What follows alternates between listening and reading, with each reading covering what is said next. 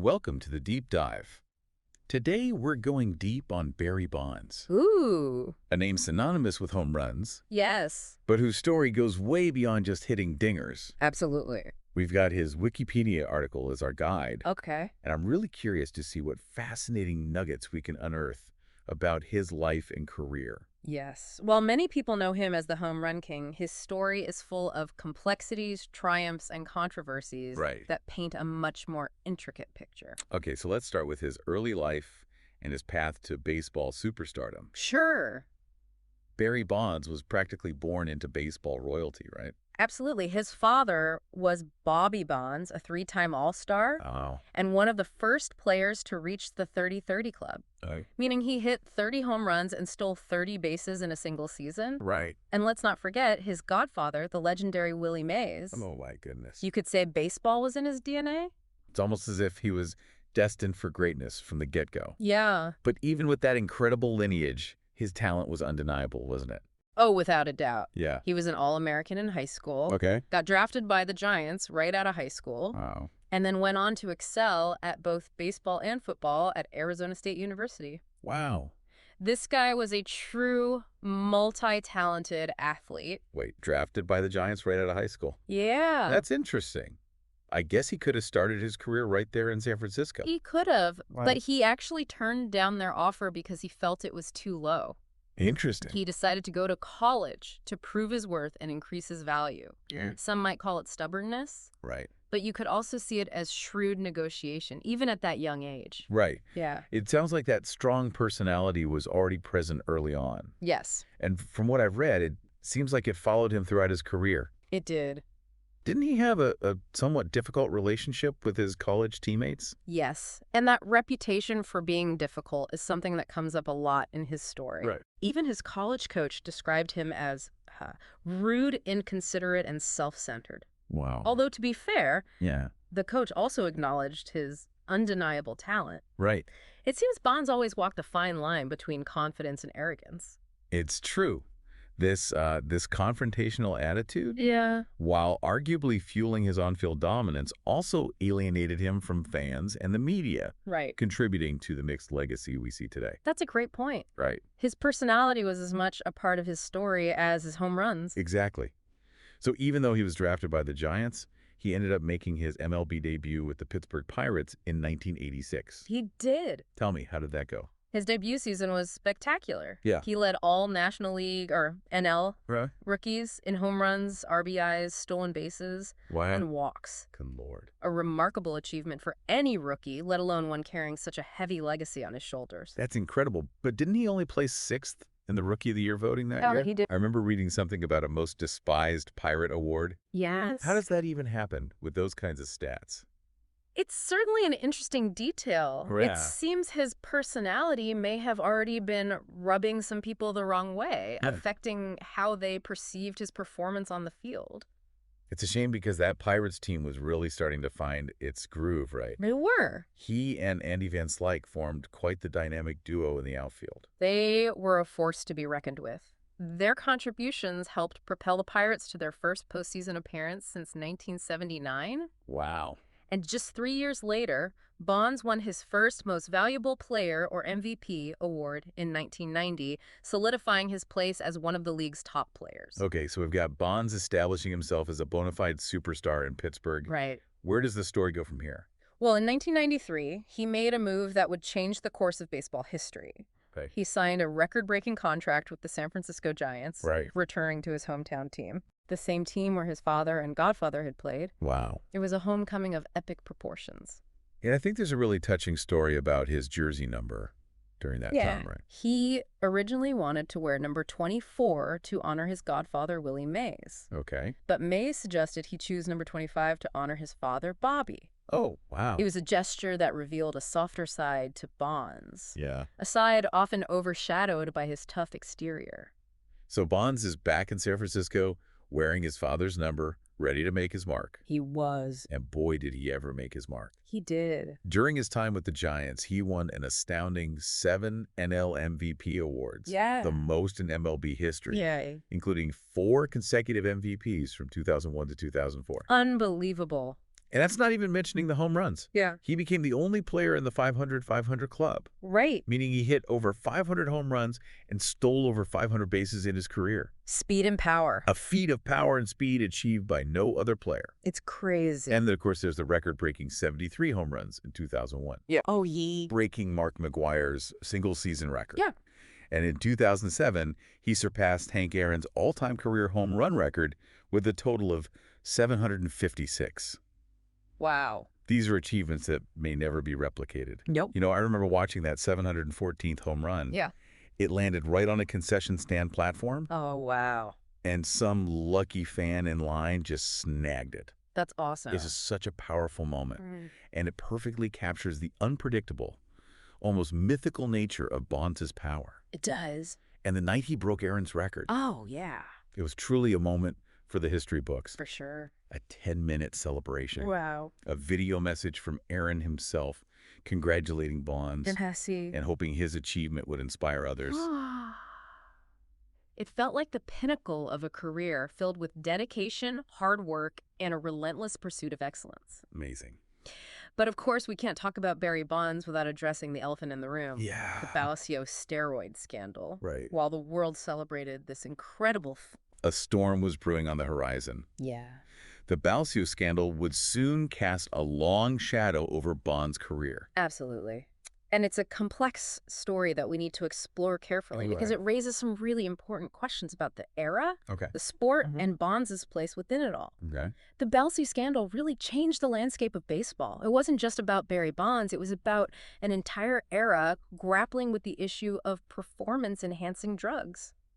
So for those who might not be as familiar with all the details, can you give us a breakdown of what Balcio was and how Bonds became involved?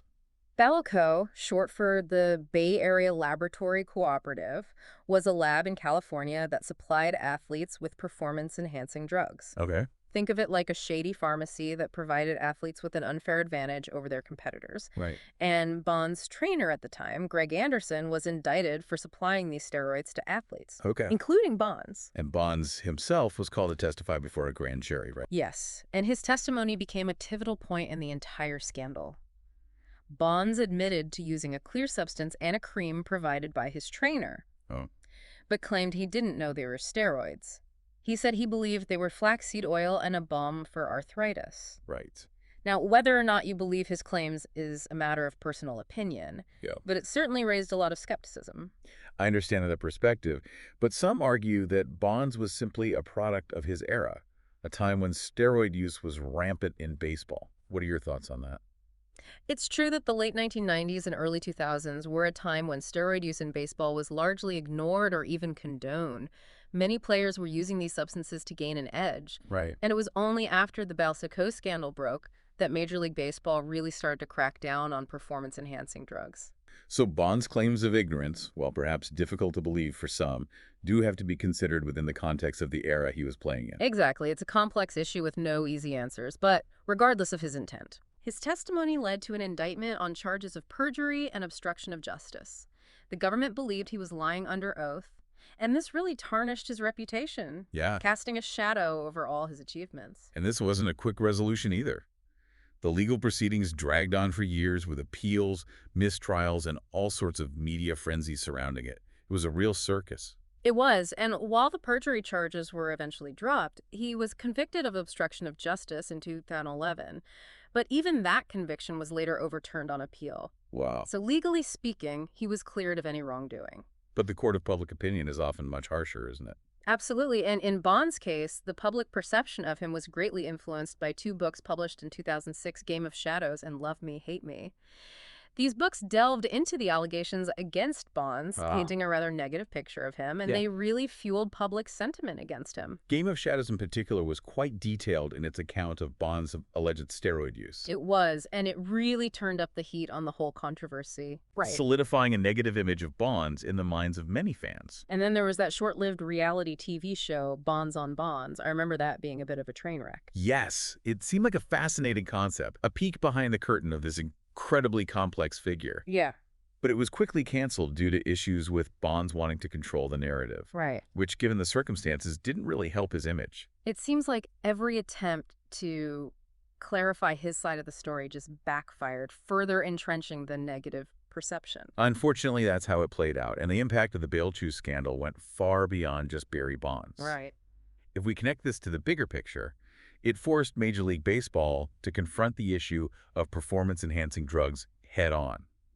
They implemented stricter testing policies, and the era of turning a blind eye to steroid use came to an end. So in a way, Bonds' legacy is forever intertwined with the evolution of the sport itself. Absolutely. It's both fascinating and tragic at the same time. It is. And for Bonds, the consequences went beyond just public opinion. After the 2007 season, No team was willing to sign him, wow, effectively ending his playing career. Whether it was the steroid controversy, his age, his personality, or a combination of all these factors, Barry Bonds, right, one of the greatest players in baseball history, right, was left without a team. But wouldn't you say that Bonds' accomplishment, Oh, yeah. even if tainted, Huh? still deserves some recognition? Absolutely. How do we reconcile those two sides? That's the million-dollar question, isn't it? Right. It's a question that baseball fans, sports analysts, Yeah. and the Baseball Hall of Fame have been grappling with for years. Which brings us to the next chapter in the Barry Bonds saga, the Hall of Fame debate. A debate filled with just as much drama and controversy as his playing career. Yes. During his 10 years of eligibility on the ballot for the Baseball Writers Association of America, or BBWAA, Okay. Bonds never received the 75% of votes needed for induction. And he was then rejected by the Today's Game Committee, which considers players whose greatest contributions came between 1988 and 2016. That's right. It seems like the steroid allegations have cast a very long shadow, Yeah. making it difficult for voters to separate the player from the controversy. So for now, at least, Barry Bonds remains on the outside looking in when it comes to the Hall of Fame. He does. It's a fascinating case study in how we view sports heroes and how we try to reconcile incredible achievements with allegations of wrongdoing. It is. And Bond's personality also plays a role in this. His reputation for being difficult, surly, and standoffish Right. certainly hasn't helped his case. Do you remember that incident where he shoved a USA Today reporter in the clubhouse? Yes, that wasn't a good look. Yeah. And his overall attitude toward the media definitely contributed to the negative perception surrounding him. He did address this later on, Okay. saying he regretted the persona he created and attributed it to the pressure he felt and the negative attention he received. In a 2016 interview, he said he wished he had been more cooperative with the press, Right. acknowledging that it probably cost him endorsements and a more positive public image. But it's interesting. He also said that when he did try to be more pleasant and approachable, Yeah, his teammates felt like he had lost his edge. right. And they started losing games. So he went back to being the Barry Bonds everyone knew, a one who, Yeah. despite all the controversy, Yeah. led his team to victory after victory. A complex situation. He felt the pressure, he acted out, and the negative reactions from the media and public just reinforced that behavior. A vicious cycle. It certainly is. And it highlights the fact that even the most talented and successful individuals are human with flaws and complexities. It makes you wonder, how should we remember Barry Bonds? Mm-hmm. Do we focus on the home runs, the stolen bases, the MVP awards? Right. Or do the steroid allegations overshadow everything else? That's the question, isn't it? And there's no easy answer. So we've explored Barry Bonds' incredible rise to fame, the complexities of the steroid era, and the ongoing debate about his Hall of Fame worthiness. But what happened after his playing career ended? Did he just disappear from the baseball world? Not at all. It seems baseball was too deeply ingrained in him to simply walk away. He took on the role of hitting coach for the Miami Marlins in 2016. Oh, wow. And then returned to the San Francisco Giants as a special advisor to the CEO. Yeah. It's like he wanted to stay connected to the game to share his knowledge and experience with a new generation of players. It does make sense. And the Giants organization clearly still values his contributions, even retiring his number 25 jersey in 2018. Yes, and they inducted him into the San Francisco Giants Wall of Fame in 2017. Wow. So even without the official Hall of Fame recognition, Right. he has received significant acknowledgement for his impact on the team. It's interesting how his legacy seems to be split. Celebrated in San Francisco, but still facing resistance on a national level. It really speaks to the ongoing struggle to reconcile his incredible talent with the allegations that have followed him. And it raises an important question about how we weigh allegations versus proven facts when evaluating someone's career. Bonds was never officially suspended for steroid use by Major League Baseball, Right.